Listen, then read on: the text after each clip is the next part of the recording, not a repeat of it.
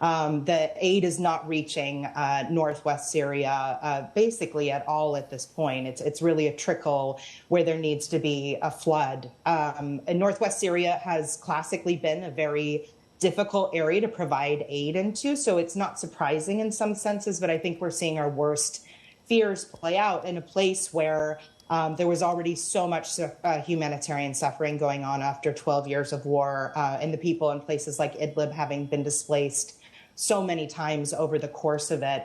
So I think it was mentioned before in your report that they were hearing voices of people crying out from under the rubble. But the fact of the matter is no additional personnel or emergency equipment made it into Northwest Syria for those rescue and recovery operations. And so as a result, we're hearing estimates like only 5% of the areas that search and rescue would have provided support were actually covered, leaving 95% of those ruins really unsearched. And I might add, that this was through heroic efforts of people on the ground without outside assistance to find the people that they have. But it has been incredibly disappointing to see that. And we very much want to see that change as we move from relief and recovery into the humanitarian operations. What is holding back the relief effort? Is it logistics?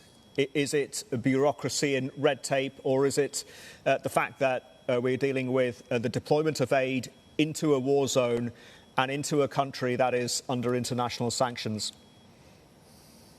It's a bit of all of the above. So you mentioned logistics, which is a real challenge, right? Before the earthquake, all assistance to Northwest Syria was going through one border crossing from Turkey, Bab al-Hawa. A lot of you have heard about it through the news. And that was already kind of a funnel point into an area where about 5 million people live. But it was roughly sufficient. But now there was some logistical issues initially about the staffing at the border crossing and the nature of some of the damage sustained on roads in and around that border crossing. But it's also, as you noted, a political issue, right? Because the aid cannot really come in, at least currently, under the current circumstances, from government-controlled areas of Syria.